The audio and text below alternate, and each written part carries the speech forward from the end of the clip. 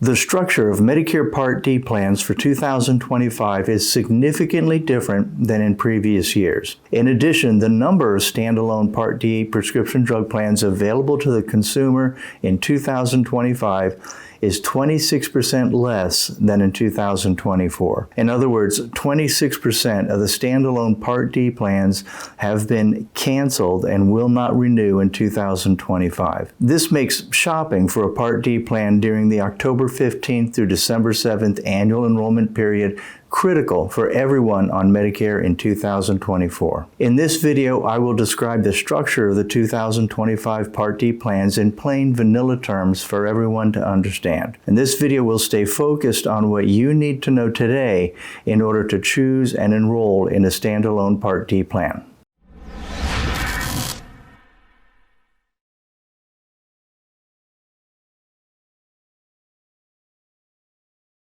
Hi, I'm Matthew Clausen, CEO of MedigapSeminars.org. My company is one of the premier Medicare insurance brokers in the United States.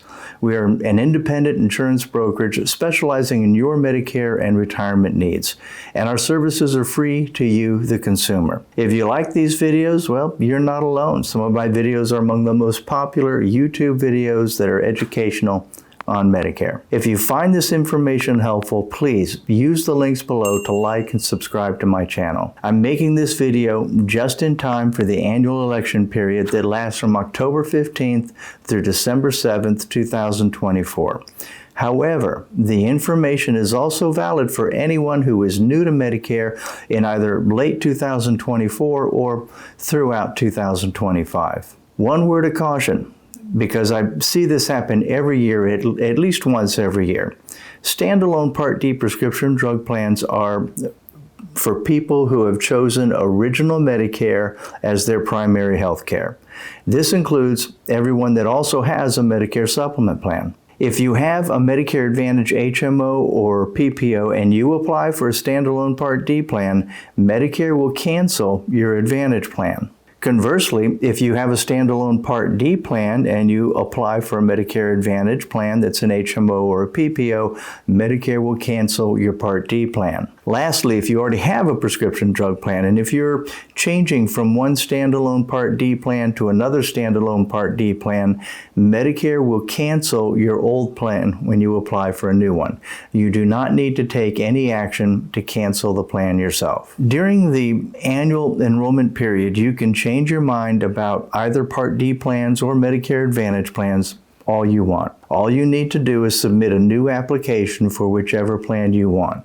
Whichever plan is the last application that you make during the annual enrollment period will be your plan for 2025. Medicare will cancel all prior applications submitted during this period. The annual election period is the only election period that you can do this. Your initial enrollment period or any special enrollment periods end once you submit your first application. If that's a bit confusing, please reach out to us and ask for clarification. Keep in mind, because you can change your mind during the annual enrollment period, the insurance company will not send you a card or confirmation of coverage until after December 7th. So, what do the 2025 Part D plans look like? First, just as in past years, all Part D plans must cover a minimum of 2 prescription drugs from every category. That way you'll never be prescribed a drug for which the Part D plan you have has no option or choices. In addition, there are 6 protected categories of prescriptions for which all Part D plans must cover all or substantially all available medications. This includes anticonvulsants, antidepressants, antineoplastics, which are both oral and chemotherapy cancer drugs, antiretrovirals, and immunosuppressant drugs.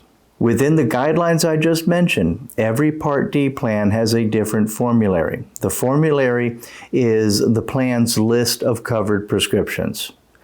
Part D plans are only for the prescriptions for which your doctor writes a script and you either pick up the prescription from a pharmacy or mail order. Part D may also include some vaccines like the shingles vaccine, but most drugs administered by a professional at a professional setting are covered under Medicare Part B, your outpatient care. Also, all prescriptions administered while an inpatient in a hospital are covered under Medicare Part A. The Part D formulary is divided into tiers. Most plans have 5 tiers, some have more. Tier 1 is the lowest cost drugs. These are usually common generic prescriptions. Tier 2 may be higher priced generic drugs or maybe a few low-cost non-generics. Then the prescriptions increase in cost through tiers 3, 4, and 5. The 2025 Part D plans are the bottom row of this illustration. This shows that the maximum deductible for 2025 is $590. Once the deductible is met, you'll have a cost share. You will pay a portion of the prescription costs until your total out-of-pocket expense is equal to $2,000. Once you have $2,000 in out-of-pocket expenses, your responsibility for prescription costs is complete.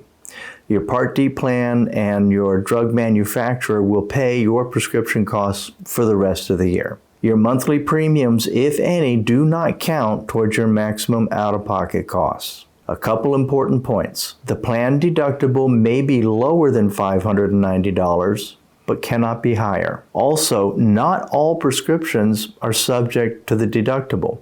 There are many plans where your common Tier 1 and Tier 2 drugs are exempt from the deductible or have no cost to you at all. See the plan details for your Part D plan as you shop. Another new development in Part D plans for 2025 is the Medicare prescription payment plan. If you find that some months you have an unusually high prescription drug cost, like in the first few months as you pay the deductible, you can now spread the cost out evenly throughout the year with a prescription payment plan. Now this is what you look for when shopping for a Part D plan. Rule number 1. Use your current prescriptions, input them into the Part D shopping tool so that you can be certain that your prescriptions are covered and at what cost. Rule number 2, sort the plans by total cost, not just by premium.